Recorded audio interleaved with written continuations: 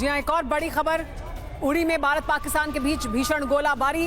और सिर्फ उड़ी ही नहीं, पीओके में कई जगह पर इस तरह की जो भीषण गोलाबारी है वो हो रही है। दोनों तरफ से भीषण गोलाबारी हो रही है, पाकिस्तान की तरफ से की गई और भारत की तरफ से जवाबी हमला। उड़ी में होटल के बाहर पाकिस्तान ने हमला किया है।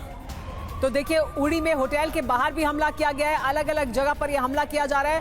पाकिस्तान लगातार जो हमले हैं उसकी इंटेंसिटी को पाकिस्तान ने बढ़ाया है, लेकिन अगर पाकिस्तान की तरफ से हमलों की इंटेंसिटी बढ़ी है तो भारत भी उसी तरह से जवाब दे रहा है। उड़ी में एक होटल के बाहर पाकिस्तान की तरफ से हमला किया गया है, एक जगह आग लगी है, वो तस्वीरें भी हम दिखा रहे हैं। लेकिन पाकिस्तान की तरफ से जिस तरह के हमले किए जा रहे हैं, भारत की तरफ से भी उसका बराबर और उससे ज्यादा जवाब दिया जा रहा है।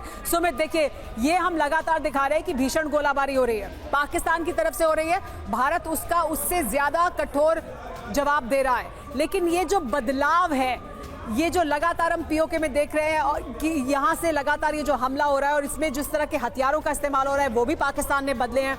दरअसल क्या रणनीति दिखाई देती है? देखिए सुमेरा, मुझे लगता है पाकिस्तान एक ब्लफ गेम खेल रहा है। पहले वो अटैक करता है, पहले वो लगातार आप इंटरनेशनल बॉर्डर हो एलओसी के ऊपर हमारे सिविलियन एरियाज को टारगेट करता है और फिर ये कहता है कि हमने नहीं किया। उसके बाद अभी आप देखें कि लगातार हमारे एलओसी के इलाकों में, आईबी के इलाकों में अपने ड्रोन मिसाइल से अटैक करता है, फिर कहता है हमने नहीं किए। तो निश्चित तौर पर पाकिस्तान ने ब्लफ खेला और आप देखिए कितने सिविलियंस को उसने मारा है। पुंछ के इलाके में, आप उरी के इलाके में, उरी में सबसे ज्यादा, क्योंकि मैं उरी कई बार जा चुका हूं, मैं आपको बताऊं, आमने सामने है भारत और पाकिस्तान की फोर्सेस और पोस्ट भी सिर्फ नदी का फासला है बीच में। और पाकिस्तान हमेशा इस इलाके के अंदर हमारी पोस्ट से ज्यादा उन सिविलियंस को टारगेट करता है, जो ताकि हमें मैसिव कैजुअलिटीज हो सके। और यही वजह है कि अभी पाकिस्तान को ना सिर्फ स्मॉल आर्म्स बल्कि हेवी आर्टिलरी से भी जवाब दिया जा रहा है। और ये इसलिए किया जा रहा है क्योंकि पाकिस्तान भी उसी तरीके के आर्टिलरी का इस्तेमाल कर रहा है और अभी भी बताया जा रहा है कि मैसिव स्केल पर दोनों तरफ से रिटेलिएशन। सुमित, हमें क्या जानकारी मिल रही है भारत की तरफ से जो पाकिस्तान को जवाब दिया जा रहा है? पाकिस्तान को कितना नुकसान पहुंचा है,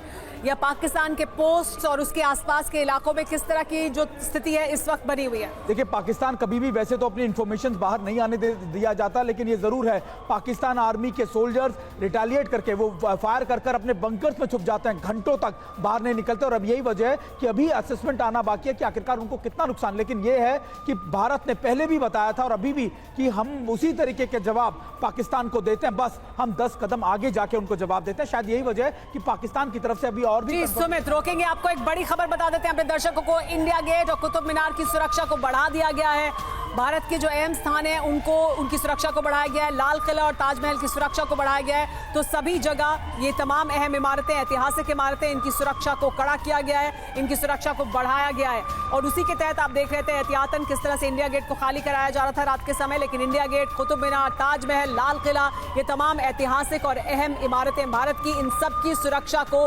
बढ़ाया गया है। ये सभी एहतियाती कदम हैं, ये सभी प्रिकॉशनरी मेजर्स हैं, ये जरूर आप ध्यान रखें। ये जो किया जा रहा है इस वक्त, ये सिर्फ एहतियात के तौर पर है।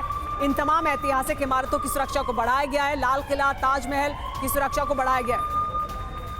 जी हाँ मनीष, देखिए ये जो जानकारी अब मिल रही है जिसमें ये बताया जा रहा है कि तमाम ऐतिहासिक इमारतों की सुरक्षा को बढ़ाया गया है। हम एक बार फिर अपने दर्शकों को ये जरूर बता दें कि ये एहतियाती कदम है, लेकिन ये क्यों किया जा रहा है?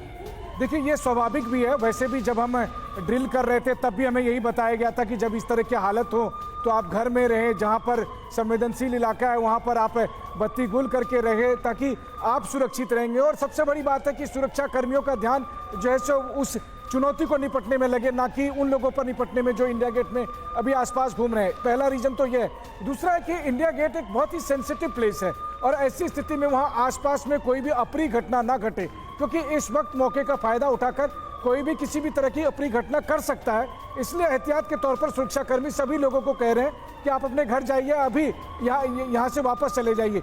और इन सब के बीच में हमें यह देखना होगा कि देखिए, कुल मिलाकर पाकिस्तान के साथ भारत का जो तनाव है वो अभी चरम पर है। पाकिस्तान की तरफ से ड्रोन और मिसाइल के साथ अटैक किया गया था, जिसका भारत ने करारा जवाब दिया है। हमारे साथ मेहमान भी बने हुए हैं। अनुज माथुर सर, इस तरह के हालात इससे पहले हमने नहीं देखे हैं। भारत पाकिस्तान के बीच तनाव बहुत बार हुआ, लेकिन ये जो अभी हो रहा है इसे आप कैसे डिफाइन करेंगे? क्या कहेंगे आप इसको? इस वक्त जो स्थिति है भारत और पाकिस्तान के बीच और जो कुछ हो रहा है, जो खबरें हम दिखा रहे हैं, जो हालात बने हुए हैं। पाकिस्तान के द्वारा किया गया एक आत्मघाती हमला है। जिसमें उन्होंने अपने ही घर में आत्मघाती हमला कर लिया है।